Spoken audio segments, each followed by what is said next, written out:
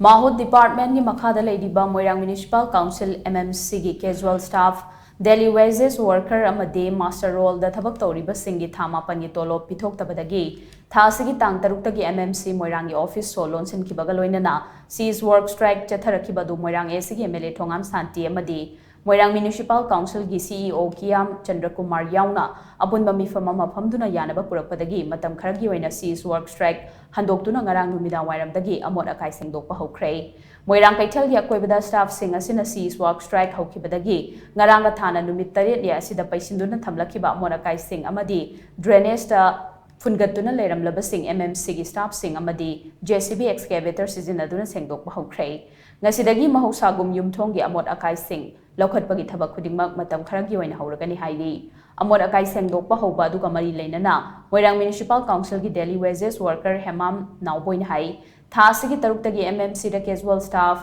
daily wages amadi master role da thabak TOURIBA singi thamapan ki tolop pithok pidaba namara moiduna cease work strike chatharakpani adubo Moirang ASIGI MLA Thongam Shanti CEO MMC K Chandrakuma amasung staff singa puna MEEPHAM ama phaminakhi MEEPHAM aduda Moirang ASIGI MLA na numit 10 gi manungda staff sing asigi pithokpham thokpa tolop sing pithoknaba thorang tawgani haibagi thajaba pirakhi Moirang ASIGI MLA na thajaba pirakpagi matungina miyamna numit 3 ni asida Thengnariba khudongchadaba sing asigi khalaga Amot Akai sing asi Shengdokpa hobani adubu staff singda MLA Moirang na pirakhiba thajaba du numit 10 ni asida thabak to onthoraktrabadi makhatana numit 10 ni gi matungda hanadagi changsinkiba khongjang aduga loinana madudagi hena kan makhongjang kaya makhatana changsinggani haina makhatakhi Maruina koina strike TOURIBA hamapangi tolop phamduna LEIRIBA sigi strike TOURIBA sida koi praja singja tukmuti ware dunga praja da LEIRIBA amot pasing asina yam vulnerable ohelle aibagi manam chenba adigi masina pollution tholakana praja singda ana yam sauna me ngataba sida ngasi koi Moirang Municipal Council gi executive officer amadi staff sing club pullaga Moirang honorable MLA ga koi phamina duna wari saba sida koi numit 10 gi matam bibire ye koi gi salary si hamapangi si koi PITHOKTABADAGI akoi khongjang asi